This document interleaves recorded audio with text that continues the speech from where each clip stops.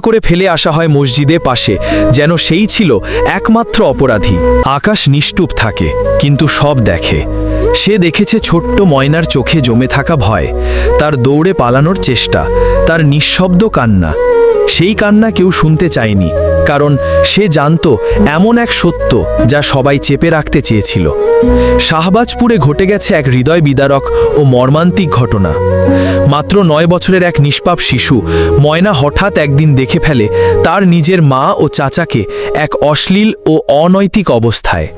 সে কিছু বলেনি, কিন্তু তার চোখে যে সত্য লুকিয়ে আছে সেই ভয় থেকেই শুরু হয় নির্মমতার কাহিনী।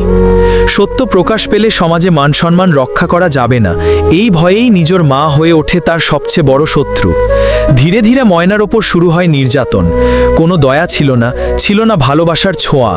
এক পর্যায়ে চুপ করিয়ে দিতে তার কণ্ঠটাই চিরতরে থামিয়ে দেওয়া হয়। একটা শিশুকে, যে এখনো ঠিকমতো জীবনটাই বুঝে উঠতে পারেনি, তাকে অকাতরে হত্যা করে ফেলে আসা হয় মসজিদের পাশে, যেন সেই ছিল একমাত্র অপরাধী। ঘটনার পর এলাকাবাসী হতবাক। তবে চরম বিস্ময়কর বিষয় হলো, সঠিক প্রমাণ ছাড়াই গ্রেফতার করা হয় মসজিদের ইমাম ও মুয়াজ্জিনকে। তাদের বিরুদ্ধে আনা হয় গুরুতর অভিযোগ। যদিও ডিএনএ রিপোর্টে পরিষ্কার প্রমাণ হয় তারা সম্পূর্ণ নির্দোষ, তবুও তাদের নেওয়া হয় রিমান্ডে। কেন এই অন্যায়? কেন এই অন্ধবিচারের ছায়া? এই দুঃসহ ঘটনার সময় ময়নার বাবা ছিলেন প্রবাসে। মেয়েটি ফোনে বারবার বলতো, বাবা তাড়াতাড়ি বাসায় আসো। তখন তিনি ভাবেননি এই কণ্ঠের ভিতর লুকিয়ে আছে মৃত্যুর আগে বাঁচার আকুতি। দেশে ফিরে বাবার বুক ফেটে কান্না আসে।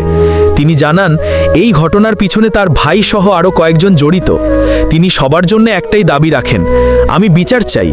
আমার মেয়েটা তো কোনো দোষ করেনি, সে শুধু সত্য দেখেছিল। এই কি ছিল তার শাস্তি?